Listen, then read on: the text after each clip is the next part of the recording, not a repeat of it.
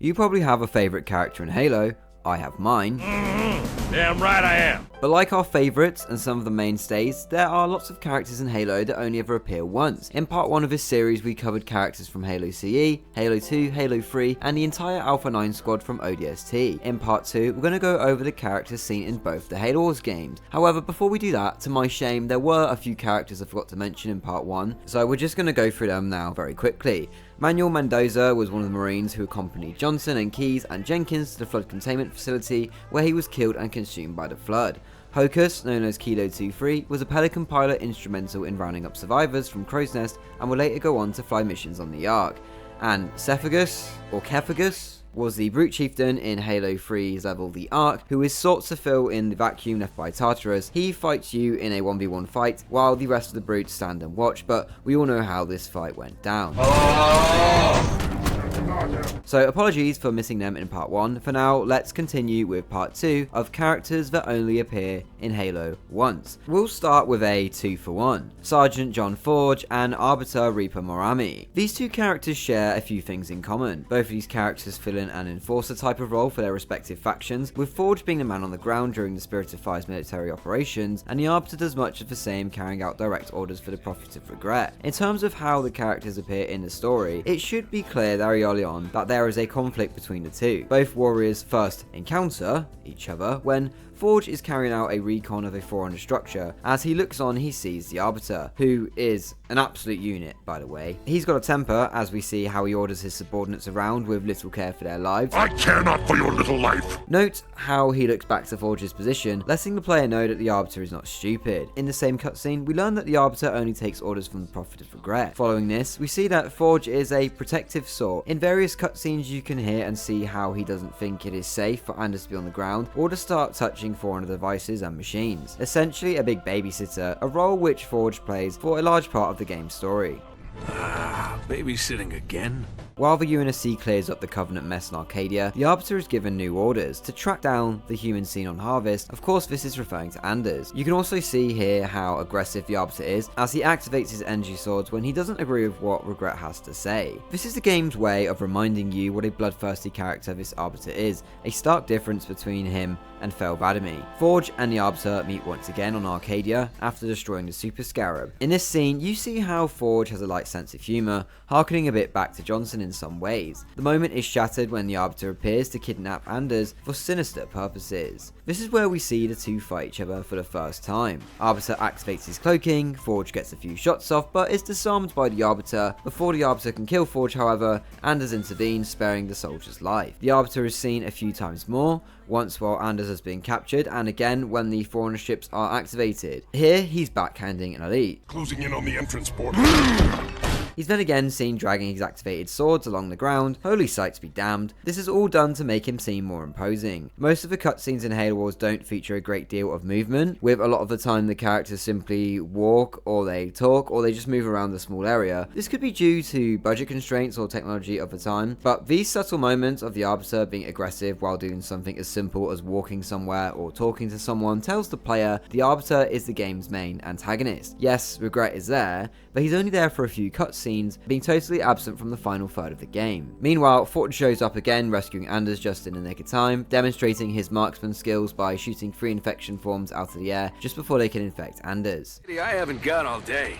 You want to be rescued or not? Little quips from Forge show he is witty, composed, and has a general rejection of fear. Not once in the game do you see Forge have any kind of breakdown, and the game does play it safe having characters like this, but at the same time, I've never seen anyone be overly critical of the narrative for Halo Wars. It expands the lore and universe, but does so while remaining self-contained. At the end of the day, Halo Wars being a real-time strategy game where the player spends the majority of the time playing from a bird's-eye view, it does benefit the game to have characters with simple personality archetypes. Both the Arbiter and Forge can stand out from the rest of the elites and marines, largely thanks to their distinct armor. The Arbiter's armor I shouldn't have to explain, but Forge has a glaringly obvious ace of spades on his armor, as well as markings of elites that he has killed. The Arbiter and Forge are among the few Halo Wars characters with substantial dialogue in cutscenes, alongside Red Team and a few minor elites. In the final battle, Red Team fights elites, while Forge, seemingly outmatched, disarms the Arbiter through quick thinking,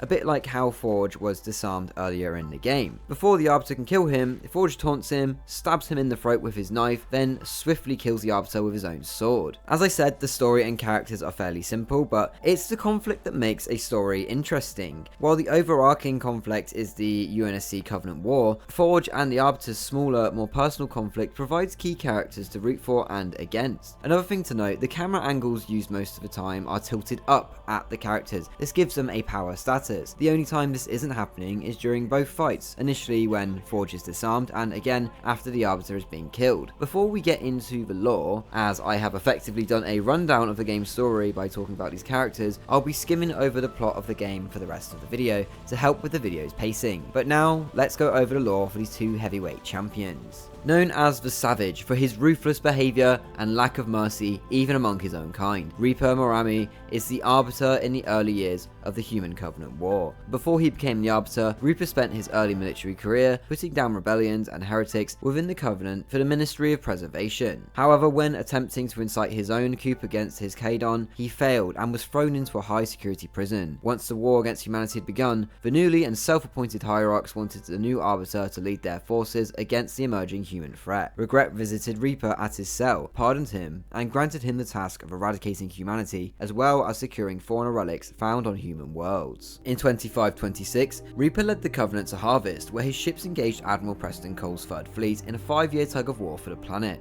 Eventually, he would lead his forces to Arcadia, and after capturing Anders, he would take her to the fauna shield world known as Etrian Harborage. It is here that the Arbiter was defeated in single combat, while trying to stop the humans from destroying the shield world. John Forge was a part of a marine deployment on the Spirit of Fire during their campaign at Harvest. Forge was known for his colourful past, an unprofessional attitude, and a history of insubordination, which at one point saw him arrested and jailed for 2 years for disobeying orders and disorderly conduct. Despite the negative attributes to some, Captain Cutter saw the value Forge could bring to a team and to the battlefield. Because of this, Forge was granted authority that exceeded his formal rank. Even so, he would lead from the front, inspiring those in his charge with sacrificial courage. His final act would be no different, as he sacrificed his life to deny the Covenant access to a fauna fleet that would have doomed humanity if it was put to use. By the way, if you didn't know, Forge did have a daughter named Ryan, and she is a protagonist of the Ryan Forge trilogy of Halo books. With the protagonist and antagonist of the first Halo Wars covered, let's move on to our AI friends Serina and Isabelle. First, however, I need to make a call to action to you. Yes, if you are enjoying the video so far, please do leave a like, as your interaction with the video really helps. And if you are new here and you want to see similar content in the future, do consider subscribing. Also, if you're thinking of buying anything from Amazon that you want or need, I would encourage you to shop through my affiliate links found in the description. You don't have to buy the linked product, but anything you do buy while using my link will generate me a small commission. Finally, stay tuned until the end of the video, as I have a little announcement to make. Thank you so much for your support so far, but now let's continue with the video. The ship's artificial intelligence in Halo Wars is Serina, an AI who is often quite sarcastic and detached from reality. Halo Wars being the first spin-off, and as I mentioned, a game that plays it safe with the story, it has lots of similarities to the original Halo trilogy. You could see Cutter filling in for Keys, Forge as a mashup of Chief and Johnson, Red Team as the Spartan President, and the Arbiter as well, the Arbiter, which means Serina is filling in for Cortana. While Serina is advanced, she's not quite at Cortana level of sophistication, and this can be heard with her speech, as she sounds a bit more robotic and monotone compared with Cortana. Serina, situation update, please. 2 Covenant vessels came out of slip space near Arcadia. The Belfast, Pillar of Autumn, Texas, and Armstrong engaged immediately and caught one with its shields down. But as I said, she's often quite sarcastic. Recalling surface squad so we can all die together. Aye, sir. In gameplay, she provides information to the player much like Forge, Cutter, and Anders do, and Serina is one of the playable leaders in Halo Wars 2. As we know, in Halo, AIs can only live for 7 years, with the Spirit of Fire being adrift in space for 28 years. This does mean that Serina would be incredibly rampant by the time Halo Wars 2 begins. However, this story detail is taken care of at the very start of the game, with Serina leaving a message for Cutter that she is taking care of the arrangements for her own final dispensation. There's not too much to say on Serina from a gameplay and story perspective, so let's get straight into the lore. A third generation smart AI assigned to the Spirit of Fire after her creation, Serina administered the deployment of forces to Harvest, Arcadia, and the Foreigner Shield world known as Trove, or Eteran Harbridge. On the same installation, Serina would conduct the first detailed analysis of the flood by the UNSC, however, these reports would never make it back to Earth. While the Spirit of Fire was stranded in deep space, with the help of Anders, Serina prepared herself for final dispensation to avoid any catastrophic effects of her own rampancy. Before she was disposed, Serina initiated the ship's production factories during the crew's long cryosleep. This meant the ship had a massive stores of military hardware that were crucial to fighting the Banished. And that does bring us to our next AI pal, that being Isabelle. We first meet Isabelle during Halo Wars 2 when Red Team goes to investigate a distress signal that is of UNSC origin. Turns out she was the one sending out the distress call, but much to Red Team's confusion, there is no Covenant on the Ark. Okay, well there kind of is, but that's some very deep lore stuff. What players should notice about Isabelle here is that she seems very afraid, foreshadowing what is to come. The next scene sees Atriox beat Red Team in a 1v3 with barely taking a scratch himself. In the next cutscene, Isabelle gets the crew up to speed with the events that transpired over the last several months, but this scene also has the benefit of introducing the player to the Banished properly. It's a lengthy cutscene that shows Atriox's rise to power, and this is what we need more of in our Halo games. We need more showing and not telling. I keep going on about this, but I like it when it is done right, and Halo Wars 2 is doing it right. Imagine if we only got one scene of Atriox at the start and never saw him again. That would be terrible. And I am the last face you will ever see. Isabelle initially wanted to flee the Banished after they slaughtered her people, but she becomes inspired by Cutter's speech and joins the Spirit of Fire to fight against the Banished. Where you see half a crew, Isabelle, I see family, courage, I see home. And that is always worth fighting for.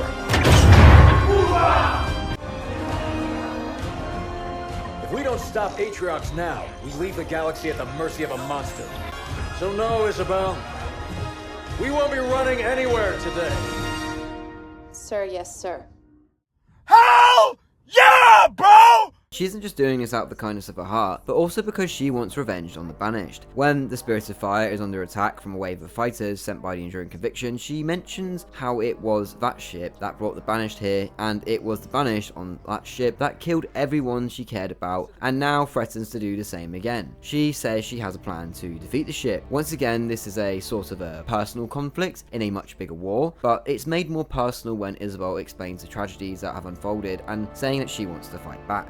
In the next cutscene, which might just be one of the best in all of Halo, Jerome, with Isabelle in tow, boards the Enduring Conviction, making quick work of several elite rangers. Isabelle then gets to work by spinning up the ship's glassing beam, although I want to highlight a few aspects of this scene that make it so great. Yes, we all love seeing Jerome kick ass, but if we pay close attention to Isabelle, her character brings a lot of emotion to the scene. The close-ups of her eyes convey sadness, anger, frustration. It makes you feel closer to her, and you can really feel the emotions Isabelle is experiencing. You can hear her breathe while she's inside the ship's systems. Just hearing her breath creates a feeling of empathy for us, the player, but you can sense her uneasiness and anxiety as she does her part of the mission. And I also want to bring your attention to how you can hear the voices of all the people she was supposed to protect as she rains down fire on the Banished and on the Ark. What do we do, Isabelle? Isabelle?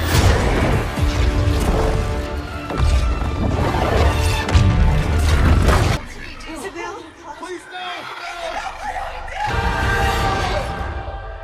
It's a really powerful scene, so a big well done to everyone at Blur, the actress Erica Soto, and to 343 Industries, in particular the game's lead writer Kevin Grace, for putting out a genuinely good Halo story. But enough about Isabelle and her involvement in the game, now let's go into the lore for this logistics AI. Isabelle is a 5th generation smart AI who currently administers operations aboard the Spirit of Fire, entering service in 2556. Originally, she was assigned to the Henry Lamb Research Facility, where she ran logistics for the base, in addition to activating and directing the large and powerful Ark Retriever Sentinels. When the Ark portal to Earth was suddenly cut off, closely followed by the arrival of Atriox and his banished assault force, which led to the massacre of nearly all humans on the Ark. Now in control of vast stores of military hardware on the Spirit of Fire, she has an opportunity to strike back, and it was her idea and planning that brought down the Enduring Conviction, a ship that is much more powerful than the Spirit of Fire through conventional means. That concludes our two AI companions. What about some of Atriox's minions? There are a few to go through, but let's start with Decimus and Let Volir. Admittedly, we don't see much of these two in the cutscenes, however Decimus does make for an interesting boss battle. So who are these two characters anyway? Decimus is the second in command of the Banished and was there when Atriox first rebelled against the Covenant, as seen in a flashback exposition cutscene. We can see that he is very strong and quite brutal, pun intended.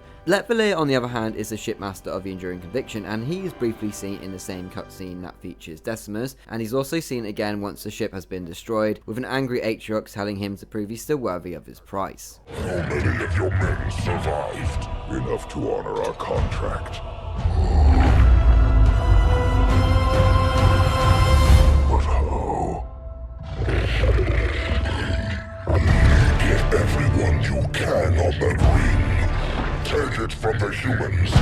Prove you are still worth your price.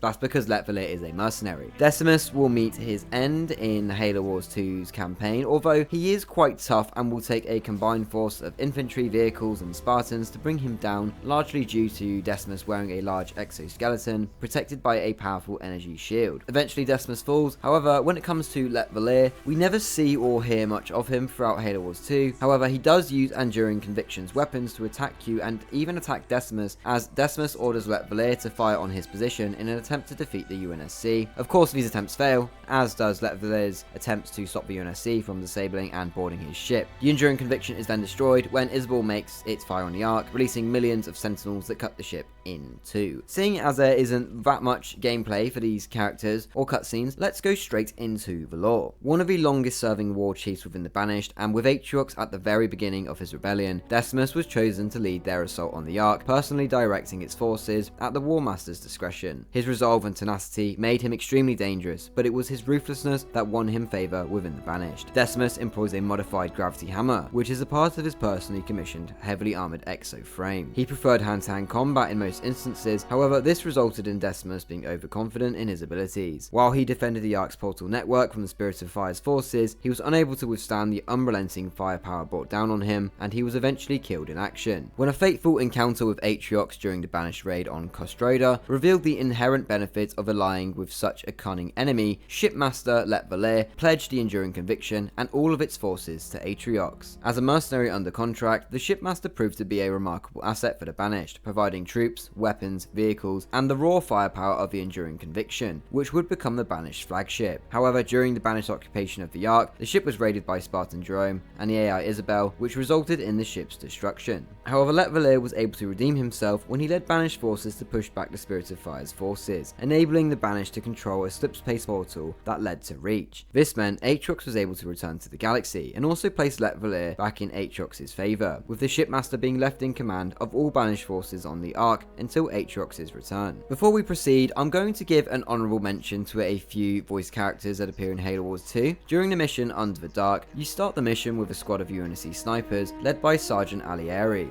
Suicide grunts, take him out from range. In the game's first DLC, titled Operation Spearbreaker, you take control of the ODST squad Sunray 1-1, consisting of team leader Major Elia Vaughn, technical liaison warrant officer Alana Quinn, medic petty officer Helena Gruss, drone operator Corporal Chloe Turpin, and sniper Lance Corporal Devin Sparks. In the DLC, you have to stop the Banished Commander Colony, a hunter pair believed to be a special form of Legolo, from launching a foreigner ship that could destroy the Spirit of Fire. But it's time to discuss the headliners of the Halo Wars 2 DLC, Awakening the Nightmare, Pavium and Voridus. These two massive brutes are brothers, and leaders of the Long Shields clan. You get to control both of them in the DLC, with Pavium using a modified grenade launcher, and Voridus opting for a modified gravity hammer. In the DLC, you'll be quite hands-on with both leaders. In one mission, you only have a few troops available, including Voridus, and you have to get him to sidestep and evade Forerunner traps and defenses. In fact, the DLC has some of the most unique missions seen in both Halo Wars games. Much of the time, you will have to make do with limited resources, whether that be a staggered retreat from the Flood, or having to find energy, which you need to split between your base, as well as powering up a huge drill. It is also the only time we play as an enemy faction outside of multiplayer. So what are the two brothers even up to? Because the Banished have lost their flagship, they have a finite amount of resources to fight Spirits of Fire, which can still produce new weapons and vehicles, as we explained earlier. So in an attempt to rearm and resupply the Banished, Atriox orders the two chieftains to acquire salvage from the perimeter of High Charity, but specifically orders them to not go inside the structure. Scout the shell, salvage the ships. That is it. Atriox was clear. Pavium appears to be the more intelligent and calmer of the two, which is a nice change to see for a brute. Some characters like this exist in the expanded universe, but not so much in the games themselves. Meanwhile, Voridus is your typical strongman leader buffoon who goes against the instructions given by Atriox and sends his troops into the remains of High Charity, where they are quickly consumed by the Flood. This leads to a massive Flood counterattack that puts the lives of everyone on the Ark in jeopardy. What's nice is these details are not lost on the characters. Voridus doesn't believe in the Flood, claiming they are just more of the Prophet's lies, whereas Pavium, he takes the threat of the Flood very seriously. We should proceed with caution, Voridus. There are strange readings from inside the wreckage. You know the tales of the Gravemind and the corruption it spread inside High Charity. If true, then it could be a greater threat than even the Covenant were. More lies from the Prophets.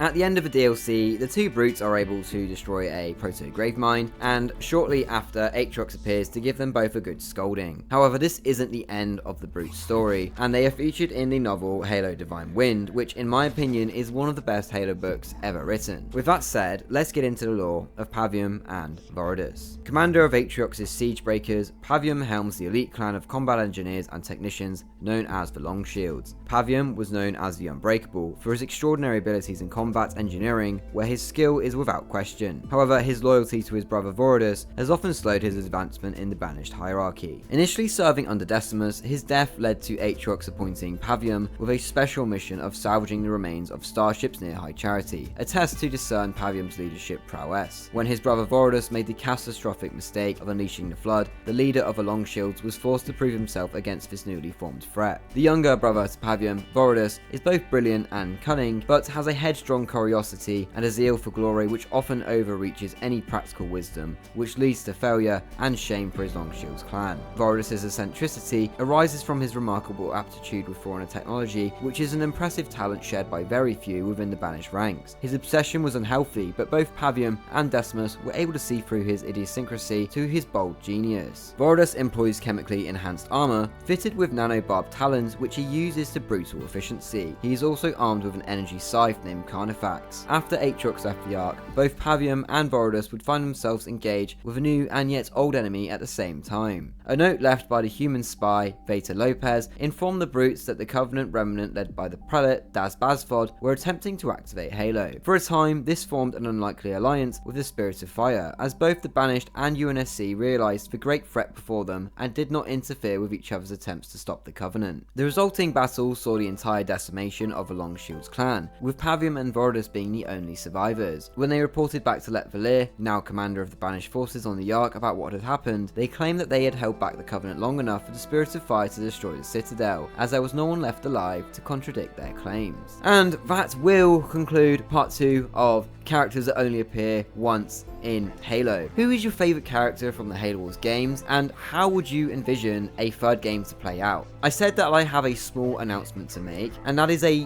big thank you to my top supporters. These people have come to watch a lot of my videos and left comments, which really helps my videos, this video, all my videos. As a small content creator, I'm so grateful to those who keep coming back to watch my content. The names of these supporters are on the screen now. Another thing, I have started a Discord for yourselves and me to interact with each other. One of the main reasons I have done this is because I need your help with getting multiplayer footage. Sadly, a lot of the older Halo games have so few people playing them that you you can't even find a match. But if I could get enough of you to join me for some Halo multiplayer, I'd be able to start making videos involving more of the multiplayer side of the game. I'll also show you some behind the scenes footage of how I make my videos, as well as it just being a place for us to talk about games, memes, and just life in general. I hope to see a few of you there. You can support me by doing your Amazon shopping through my affiliate links found in the description, or just the classic, leaving a comment, liking the video if you enjoyed it, and subscribing to me would also do huge wonders. Thank you all so much for watching, thank you all so much for your support. Stay tuned for part 3 coming soon, and until next time, Spartans, I will see you in the next one.